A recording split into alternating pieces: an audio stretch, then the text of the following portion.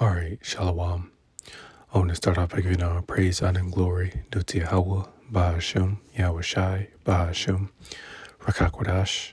I'd like to give double honors unto the apostles and the elders of Great Millstone who I learned this truth from. And I'd like to say peace and salutations unto the hopefully elect.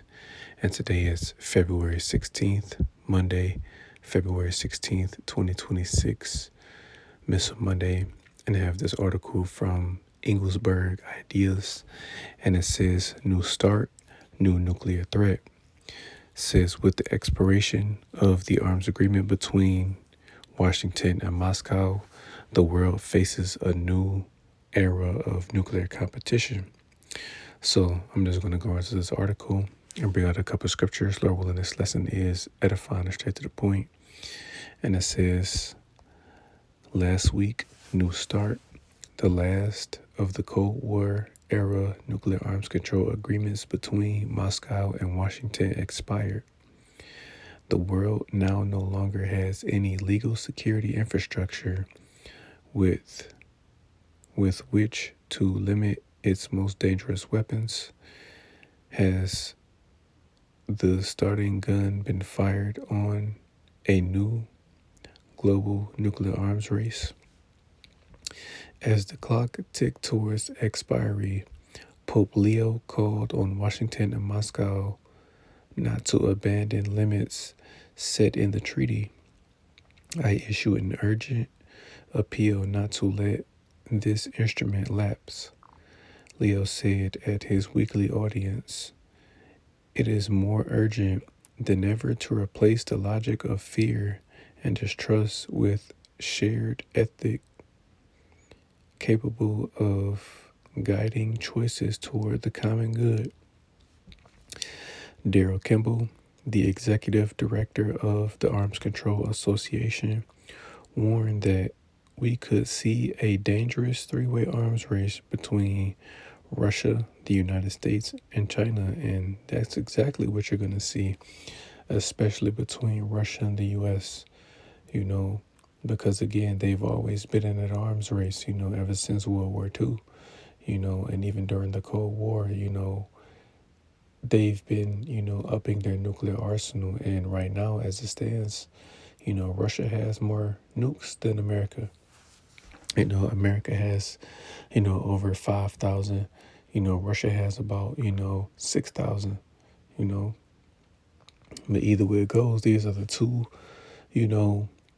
most, or better yet, these are the two nations that possess the most nuclear missiles between all of the nuclear armed nations.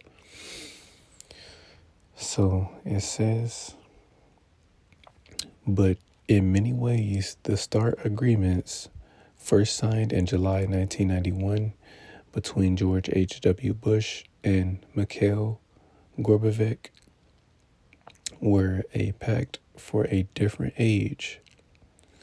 Ever since 1952, Ivy Mike, the world's first hydrogen bomb, completely vaporized the islands of Alu-Ghalib with a detonation 500 times more powerful than the bomb dropped on Nagasaki. Mankind has possessed the power to extinguish itself as a species, and by mankind you mean Esau Edom, the so-called white man, because again, other nations have them now, but primarily this is Esau's blessing, man, the sword, because they literally produce weaponry that is capable of destroying the planet Earth, but as we know, the entire planet Earth won't be destroyed, but it just goes to show you that, Esau is a madman, It says the doctrine of mutually assured destruction, MAD, was born. Starting from the early 1960s, the Soviet Union and the U.S., driven by mutual paranoia, built up even larger arsenals of warheads that reached a peak of more than 70,000 in 1986. the end of the superpowers' endless escalation of their nuclear capacity under Mikhail Gorbachev and Ronald Reagan marked a return to sanity, as well as the true end of the Cold War. Today, nuclear weapons remain as deadly and danger to Slovakia. Says today, nuclear weapons remain as a deadly danger to the security of the planet. But the three fundamental things have changed about the nature of the threat. First, until the 1980s, both superpowers sought superiority through massive numbers of missiles, trusting in volume to overcome whatever defenses the enemy could offer. Today, the focus has shifted to unstoppable missiles traveling at hypersonic speeds to accurately destroy specific targets. And that's exactly what Russia and China possess, specifically hypersonic missiles that are capable of hitting the U.S. from anywhere, because the Sarmat 2, aka the Satan 2, if I'm not mistaken, they said it can fly up to 15,000 miles or something like that. It could circle. I forgot how fast they said this thing could travel. But it can travel extremely fast, man. It could literally do a lap around the entire planet Earth twice or something like that, because it's traveling, extremely fast. But Russia has, their hypersonic missiles. China has them as well. These missiles that can be detected by these, radar systems or these defense systems, that's very serious firepower. So continuing, it says the superpowers also vied to build even larger bombs. The so-called Tsar bomb is the Tsar Bomba, detonated over the White Sea on October 31st, 1961, generating a 56 megaton blast over 2,000 times more powerful than Hiroshima. The blast blew windows 900 kilometers away in Finland. Now, the clear danger is from miniaturized so-called tactical nuclear weapons designed for battlefield use. The rule book on the deployment of tactical nukes has yet to be written. Third, the number of nuclear-armed powers has grown from 3 when START was signed with China, a mere minnow in nuclear terms, to 5 declared: the US, Russia, the United Kingdom, France, and China, and 4 undeclared powers: India, Pakistan, North Korea, and Israel. And as you can see, that's a total of 9 nuclear-armed nations. These are all of the nuclear-armed nations right now as it stands. The Russia, US, the United Kingdom, France, China, North Korea, Pakistan, and Israel.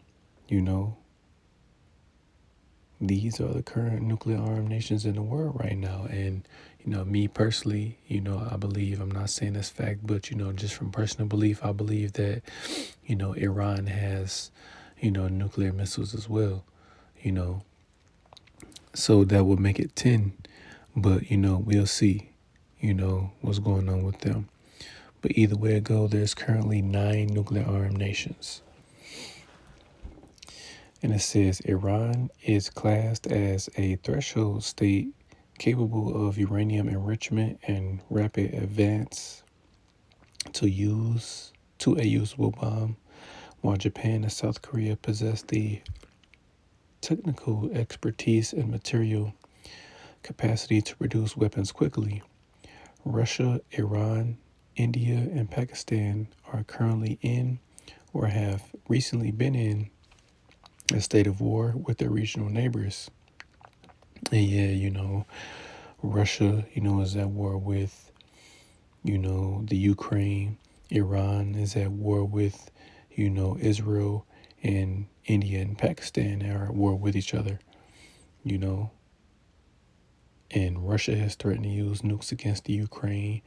India has threatened to use nukes against Pakistan and vice versa.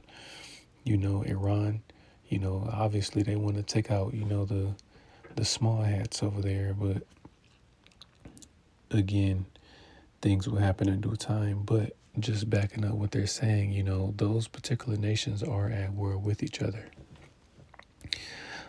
It says in that sense, New START, with its focus on controlling numbers of deployed warheads backed up with a regime of mutual U.S.-Russian expectations, inspections, is no longer relevant, both because China was never a signatory and also because the underlying logic of START failed to address the more urgent dangers of proliferation and tactical nuclear use. As Donald Trump pointed out, today's nuclear escalation story is no longer about increasing the numbers of warheads. If there is ever a time when we need nuclear weapons like the kind of weapons that we're building and that Russia has and that China has to a lesser extent, but will have, that's going to be a very sad day. Trump said in February last year, that's going to be probably oblivion. And this man is extremely proud. He doesn't think that America is going to be destroyed, but it is, man. You may have won World War I and II, but this Third World War, America is going down. On the small scale, Russia is going to take down America. It's inevitable. It's going to happen. It's biblical prophecy, but as we know, on a much grander scale, our Lord Yahushai is going to take down this place, along with the other nations that are going to be going to war with each other, primarily to come up against, America, aka Babylon the Great, So I'll just read a couple more paragraphs, that I'm going to leave, this article in the description box for those that want to check it out. It says, a treaty capping numbers of warheads and delivery systems does not in itself limit potential use. As for the risk of accidental alarms and unintended provocations, a raft of practical measures remains in place. From the U.S.-Russia Hotline, 1963, Non-Proliferation Treaty, 1970, Accident Measures, 1971, Incidents at Sea, Inc. C, 1972, Prevention of Nuclear War, 1973, Nuclear Risk Reduction, 1987, Ballistic Missile Notification, 1988, and Dangerous Measures, 1989. Furthermore, for most of the Cold War, it was not treaties but clear deterrence relationships that prevented nuclear war, which made for a stable world, if not exactly a safe one. Excuse me, it's like you. It says today, the challenge for Washington is that the old Cold War balance of nuclear deterrence is shifting fast. China is rapidly building a brand new arsenal while Russia devotes huge resources to developing new delivery systems and warheads. In many ways, the new nuclear arms race began years before the expiry of START, and it's a race that the U.S. is losing. So, come on, man. They're telling you. So, it's been an arms race. And, with the expiry of the New START treaty, they're saying that, again, this arms race is just going to escalate, man.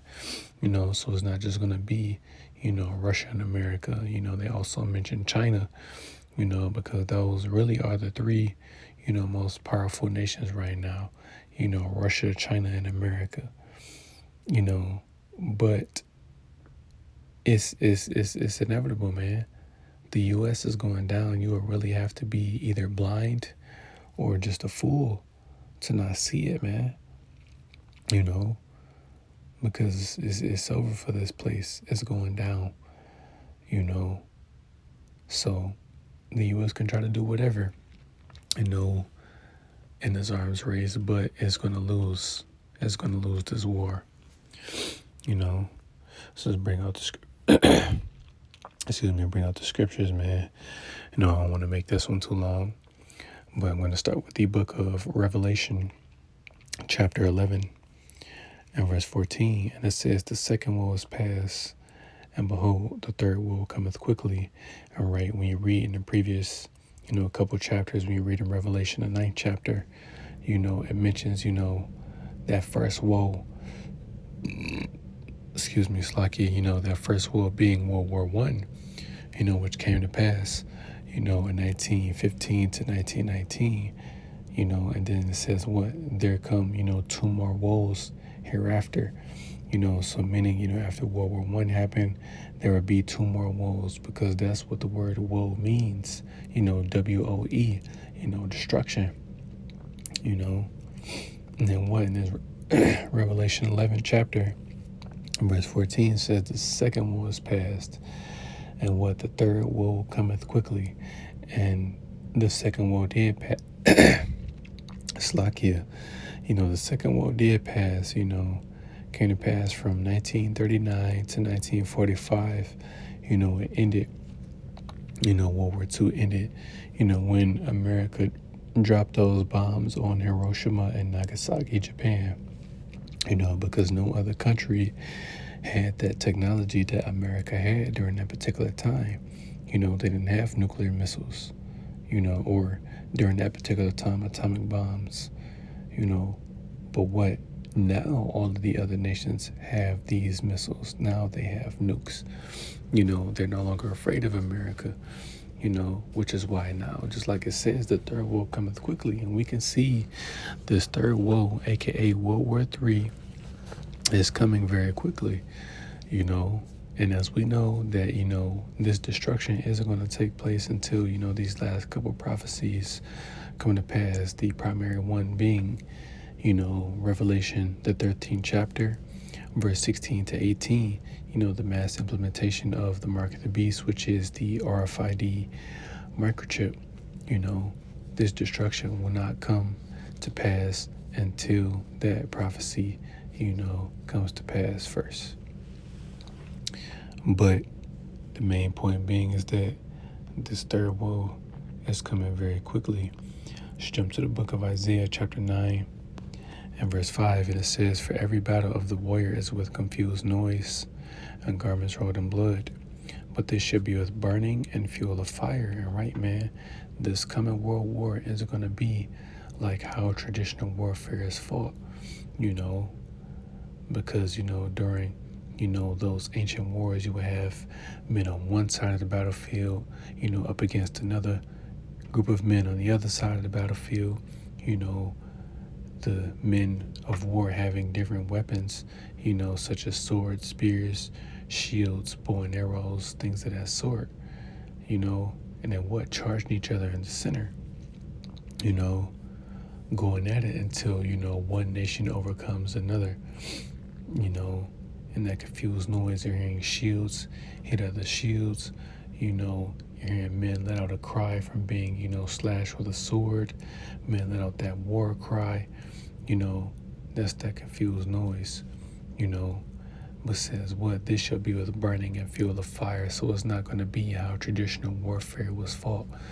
And just like I always make mention that you will have ground troops that are going to be going to war with each other, but World War III is primarily going to be fought with these nuclear missiles, which is why they are on the earth today. They're not creating these nukes to be used, and during another, 50, 60 years. No, we're in that time and in that generation where we're going to see, World War III take place. Let's get the book of Malachi. Slaki about the book of Malachi, chapter 4 and verse 1. It says, "For behold, the day cometh that shall burn as an oven, and all the proud, yea, and all that do wickedly, shall be stubble, and the day that cometh shall burn them up, saith the Lord of hosts, that I shall leave them neither root nor branch."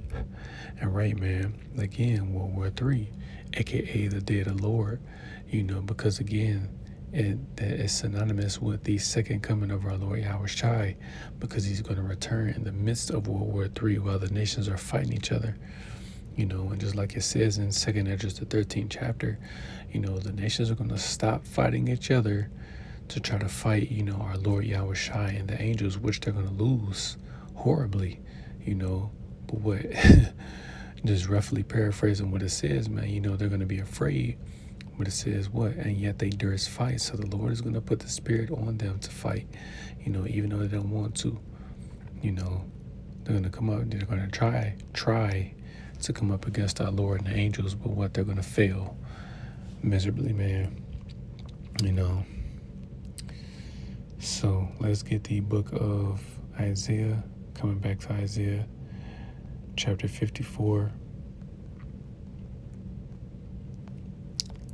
In verse 16, and it says, "Behold, I have created the smith that bloweth the coals in the fire, and that bringeth forth an instrument for his work, and I have created the waster to destroy." And right, man, the modern day smith would be the scientists and physicists that are behind creating and developing these nuclear weapons.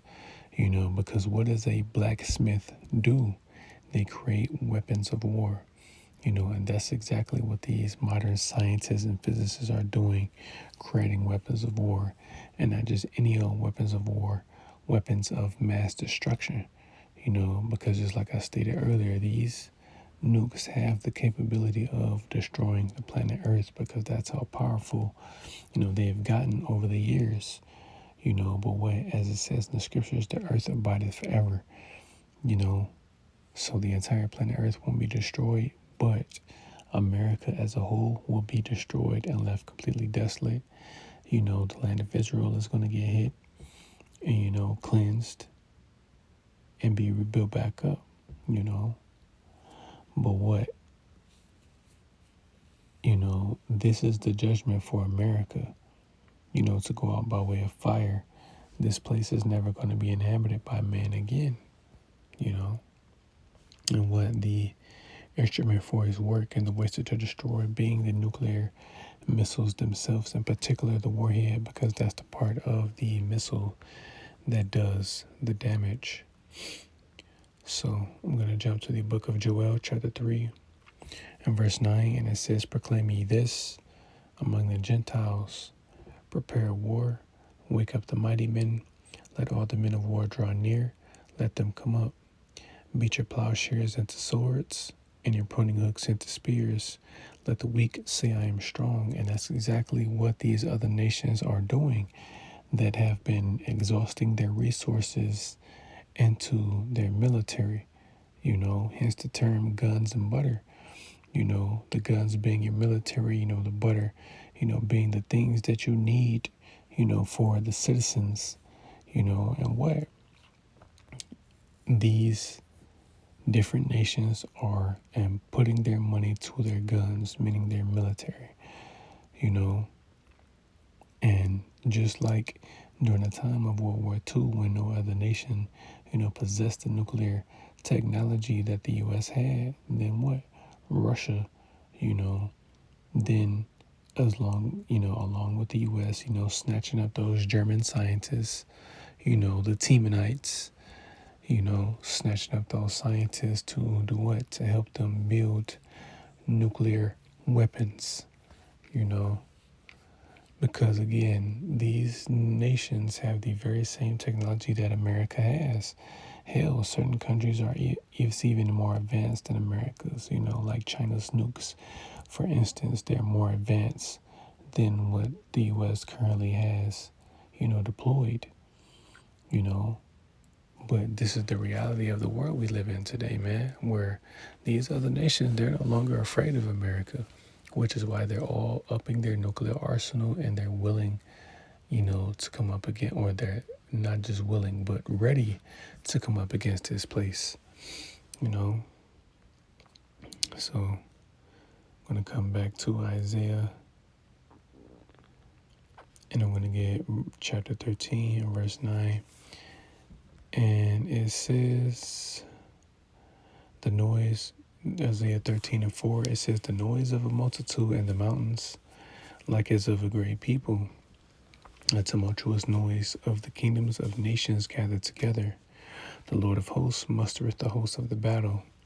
Since they come from a far country, from the end of heaven, even the Lord and the weapons of his indignation, to destroy the whole land. And right, man, that noise, that great noise that is going to be heard is going to be those nukes being launched in the air, because you're going to hear that rocket propulsion system, also known as, that jettison pack, that jetpack that is going to be guiding these missiles to their specific targets, because all of these nukes have specific targets. Certain parts of the U.S. are targeted, like for instance, New York City, or just New York in general, but in particular New York City, Texas, California, don't be surprised if they have nukes aimed at all 50 states here in the U.S.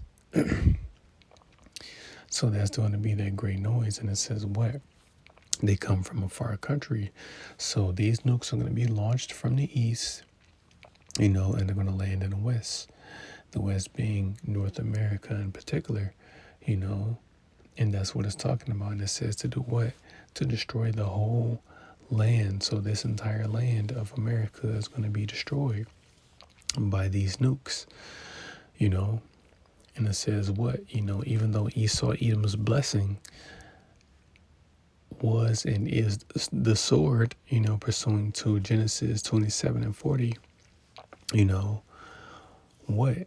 These nukes are really the Lord's weapons, And it says what? These are the weapons of his indignation, that righteous anger, because this is what he's going to use. It's like it, because this is what he's going to use to punish the wicked, So I'm going to end it with this. It's the book of Revelation, chapter 9, and verse 15. And it says, and the 4 angels were loosed, which were prepared for an hour and a day and a month and a year, for to slay the third part of men. And right when you read in Revelation, the 7th chapter, it mentions the 4 angels, which these are 4 literal angels holding back the 4 winds, which the 4 winds represent the destruction that is going to take place here in America, World War III, if you will, because there is a set time, this particular hour, day, month, and year when this war is going to take place, But just like it says in Revelation, the 11th chapter, behold, the third woe cometh quickly. We can see it, And this is for to slay the third part of men, because you have 3 classes of men on the earth today. You have the sons of God, which today are known as the biblical Israelites, so-called Negroes, Latinos, and Native Americans. You have the sons of men, which are the different heathen nations. And you have the sons of the wicked, which is who in this particular time? The nation of Edom, the so-called white man, or the so-called white race. You're the third part of men. And that's who this destruction is for. It's for you, the wicked. But you're also going to have the wicked of our people, that are going to be caught up in that destruction. And also, whatever heathens weren't able to, return into their homeland before this war take place, they're just over here, to make your little money and die, because a lot of these people out here are going to receive the same judgment that the wicked is going to get, which is to be burnt up during World War III. So, and as you can see, if there are any talks about, the U.S. and Russia limiting, nuclear missiles, just know that this arms race is going to continue and is going to continue to, grow more and more, especially if there's not any limitations on how many, warheads one particular nation can have in, service, if you will. So, Lord willing, this lesson was edifying. I want to give all praise, honor, and glory due to Yahweh, Ba'ashem, Yahweh Shai, Ba'ashem, Rakakwadash. I like to give divine honors unto the apostles and the elders of Great Millstone, who are led this truth from. And I like to say peace and salutations unto the hopefully elect. Till next time I say, Shalom.